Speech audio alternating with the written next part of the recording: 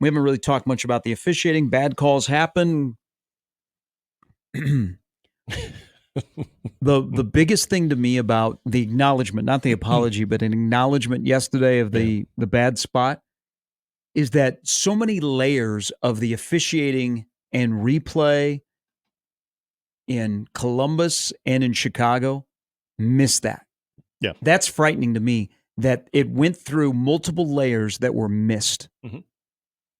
That should bug some people, that you could have all parties involved missed that the ball on 3rd and short was marked improperly. Something that is so basic is seriously that was, and I thought Matt Rule did a good job of acknowledging everything yesterday. He had a lot to say, but nothing that I think he said was out of line. There's judgment calls, and then there's just, I think, the most basic functions of officiating when it comes to being able to spot the ball. Look, we've seen coaches at times will challenge because it might be a half a yard short, and it's a difference between a first down or not.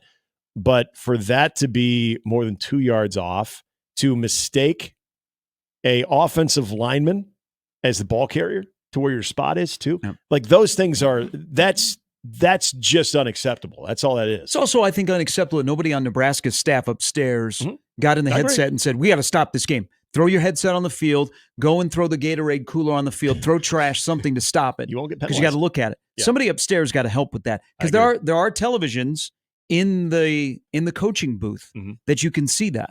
But there are just multiple layers. That's why not having, they spent all this money on the replay center in Chicago. Not having a replay center in stadium, does that make a difference? Yeah. And I agree with what Matt Rule said yesterday, too. When you had it there, that you have that in-house, it's a little bit more in real time. There's none of that lag time where, like, okay, somebody who is focusing on that game, are they exactly focusing on that game as opposed to being in the stadium where the situation the entire time? Just buzz down. Yep. Iowa JD. That's what happens. I think he's responding to this discussion. Okay. I just want to make sure he wasn't responding to the Charlotte airport. That's what I thought. By the way, thank you, Bob. You guys know what the 3 letters are for the Sioux City airport? SUC? I don't know what it is. What is it? Sucks. Oh, SUX. SUX. Sucks. Gosh, that's kind of low-hanging fruit right there. That's mean. I've been to Sioux City. Fine town. Sewer City? When I was with the Lincoln Stars, that's where we're going to Sewer City. I think we called that with the Omaha Beef when we had do the nice games people at up there. The Tyson Event Center. Dude, I'm hammer some wieners at the Wiener House right there in downtown Sioux City. Yeah, not at CLT. Good place. It's right outside of the Tyson Event Center in the old Municipal Auditorium. I know it's one of my favorite places to ever call a hockey game. The old Municipal Auditorium. Oh, okay. See, I never went there. Always the at the Tyson Event small Center. ice. The press box hung over the ice. It was great. Nice. It was always good when Lincoln and Sioux City played. They had Dino was the Zamboni driver, always dressed in a tux. Oh, really? Yeah. Oh, that was when Ruslan Fedotenko was playing for Sioux City. Nice. And we played him the night that he broke up the marriage of his house parent because he was sleeping with his house mom. Yeah. So we played there that night. Should have invited him to watch. Yeah, he was awful. He didn't even have a shot on goal. Oh, yeah. Well, hey, he was dealing with some other stuff. I think that became his wife. So when he was, nice. he came over from Russia, so he's playing for the Sioux City Musketeers. Yeah. And, they live with billets, in the USHL. And he lived with her. Wow. Yeah. Hey, you know what? I guess at least they got married. I think they got married. I think they had some kids. It was all for naught. I could be wrong. That would have been bad. But it sounded like a great story when the Stars went in there and beat them 7-2 that night. And people were like, hey, what's wrong with Fedotenko? The Sioux City coach, who is well known and is in the professional ranks right now. He's like, well, let me tell you, Johns. He goes, we got an issue. He goes, his billets are huge supporters of the Musketeers. Was he transparent? Ruslan is way too much a supporter of Mom. It happens, I guess. Many times. Yeah. Well, I think that says a lot about him, though. He couldn't even compartmentalize that and play a top-notch game. I like Soft. Sioux City for the record. The only thing I don't like is those cameras, those speeding cameras, because they'll get you. You've got, haven't you? Not me. Okay.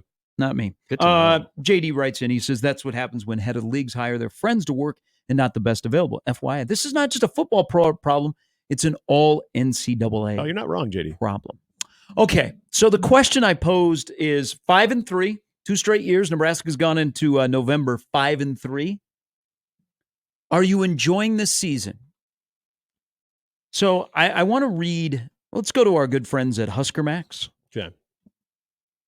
Let me bring up Husker Max here.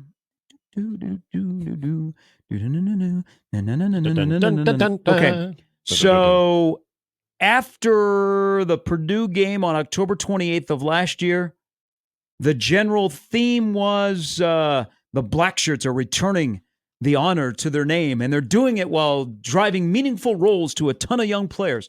That was from Tad Stryker, who writes on Husker Max. Mm-hmm. What was Chattel's column? Tom's Takes. Oh, a year ago. Tom's Takes. Marcus Satterfield praise. Hey. And a mixed bag of Nebraska's special teams. Okay.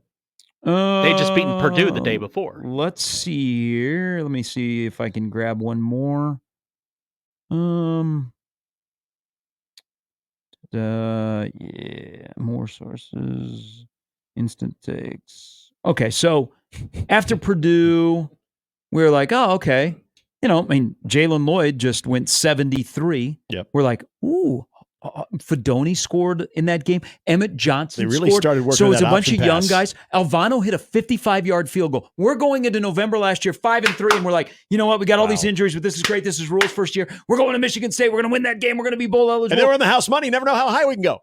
And then nothing happened, and Nebraska finished 5-7. So your emotion going into last year in November with one to become bowl eligible compared to this year with essentially the same guys on defense, but now some young guys that have emerged like a Butler and I'll go back to last game, McGahee. And then the offense, which has a big-time quarterback, because he's going to be a big-time quarterback, and some young guys on offense that are still young because they played last year as well. Your difference in vibe, and then the bottom line question, are you enjoying the 2024 season at 5-3 coming off 2 straight losses? It's the vibe is, I would say that this is going to be interesting to actually coming off of a loss, and I'm about to say this, but I think the vibe is a little bit more positive. Which, let me explain what I'm saying here, because you had the 3 wins in a row, the Illinois Northwestern Purdue game, and you just laid out how 31-14, and you're going on the road, but Michigan State, interim head coach. By the way, the most points Nebraska scored against Power 4 competition in 2 years was that game. Yep, in the Purdue game. Yep, and it seemed inevitable that Nebraska was going to get at least one of the remaining 4. And it didn't happen. But I don't want to say that I didn't. I truly felt they were going to get bowl eligible last year. I did. I'm not trying to pretend all of a sudden, revisionist history. Oh, we were going to Vegas. We'd already made hotel reservations in Vegas. But Happer was the jinxer. He was Jinxie Smurf of 1620. Well, yeah, he was using his points and everything. But it goes back to the limitations that you did know the offense had. I think you did have, I think Sam brings up a good point too. You had a quarterback that was banged up. There was just things that you knew there was already kind of a ceiling for this offense. Defense, the vibes were pretty strong. This year, where I think there's always been that idea of, okay, what happened against Indiana was awful, and it seemed like, oh gosh, here we go again, same old Nebraska. Then last week, you have a good showing, yet you still fall short.